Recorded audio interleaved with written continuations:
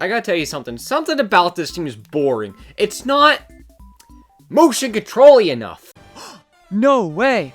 So, ladies and gentlemen, let me introduce you to my favorite choking hazard. Now, I'm sure you heard of motion controls, something you could just wave a piece of plastic and make things happen on screen. But sometimes, it's just a pain to use this, so Microsoft wanted to get rid of the motion controller and make you the controller.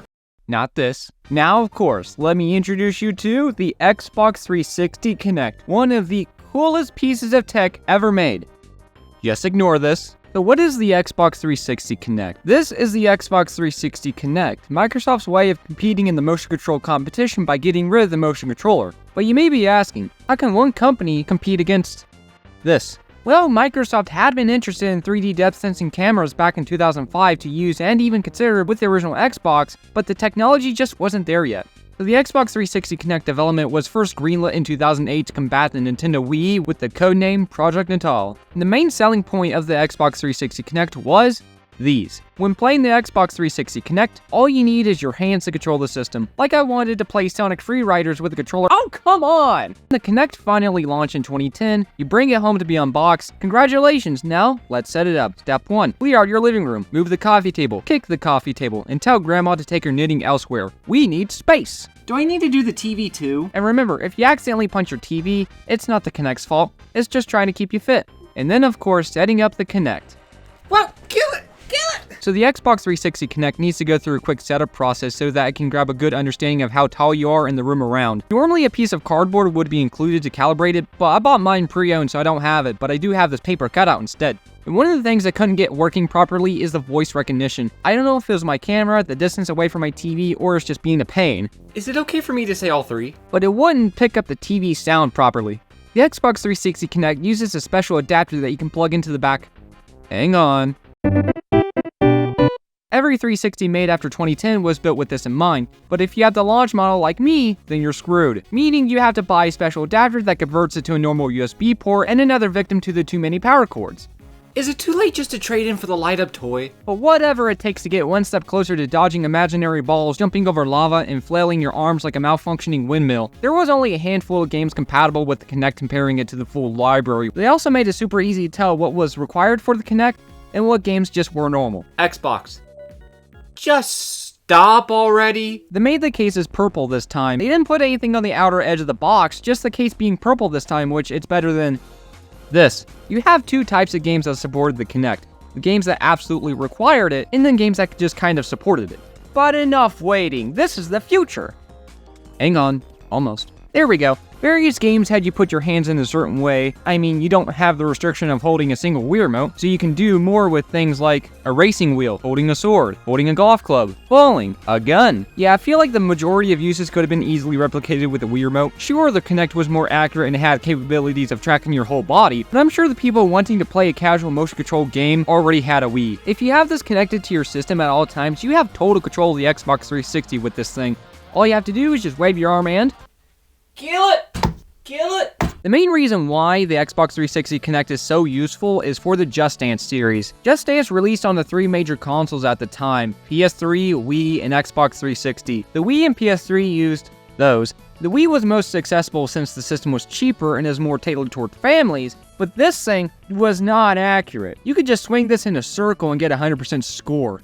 The PS Move was the PS Move. And the Xbox 360 Kinect tracked your whole body while you was dancing, so you had no choice but to dance exactly how they did on screen. And with the Kinect having a microphone built in, you could even sing along to the songs too. This is why they made 8 games in a series for it. That was really the main game I found it to be innovative with. Most of the other games kind of just use it in a gimmicky way, like Sonic Free Riders.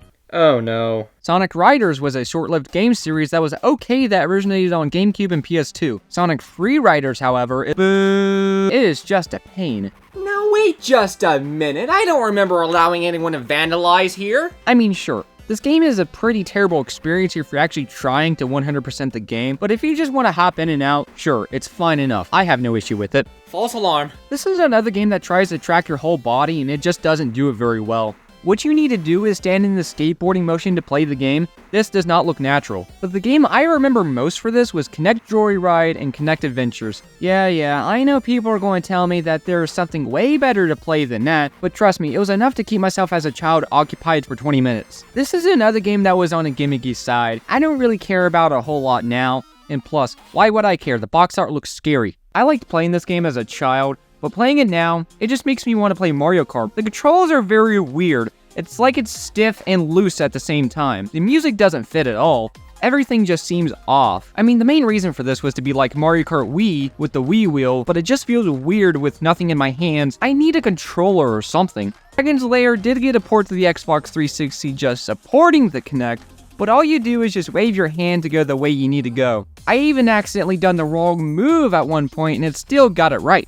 Fruit Ninja is Fruit Ninja. Kinectimals was fun, but weird. It was really impressive seeing a virtual pet react to even me just moving left and right, but I feel weird just waving my arms in front of me. Yeah, this might make no sense, but it's actually a cool concept, just waving your arm around and the game system converts that into something on screen. We are in the future! But one thing that really bugs me is the cord for this thing. The Wii Sensa bar is super easy to plug in and deal with because the cord doesn't fight with you. But the Kinect cord wants to curl up in whatever way you had it shaped over the years. And I try to fix it and then look away and then BAM! It's a mess again. But then the games that was compatible but didn't require it. Oh no. There had been quite a bit of games that just kind of support it, and this varied all the way from staying one word to actually having a different play style. Changing your experience mainly applied to racing games. Any other game that supported the Kinect, and I searched, mainly just accepted voice input. Halo Combat Evolved, a first-party Xbox 360's exclusive game. Voice commands. Sims 3? Voice commands. Skyrim, voice commands. It's almost like the developers were unsure of this. The first 5 minutes, they were like, let's pump out like 50 games for this that absolutely required it and cannot be used with any other system unless you had the Xbox 360 Kinect in some sort of way to have an Xbox 360, and then they just be adding quick voice commands, which you can press the button faster than actually saying the voice command and waiting for the Xbox Kinect to see if you actually said it right or not. There are games, however, that don't need it, but uses it in a clever way, like Virtua Tennis 4 and Forza Horizon, making you do the motions to play the game like if you was actually there. But if you thought living in the future was only locked to a toaster with red lines, let me tell you this real quick. Microsoft just really wanted to make a Kinect for the Xbox One, so they did. Yet that was incredibly short-lived because the Xbox One S and Xbox One X does not have that port that was on the original Xbox for the Kinect. The Xbox Series just does not want to associate with the Kinect at all. Which is also kind of weird, to be honest, to me, because there's also official compatibility in Microsoft Windows. What? And this was the Xbox 360 Kinect. Something I kind of just feel like was, thrown out there onto the market just to get on the rage of the motion control stuff. But this was also a time where Microsoft was just trying to get into the casual market as well with their hardcore gaming system. This was totally okay to me. I love the Kinect. Nothing's going to change my mind. You gotta be kidding me.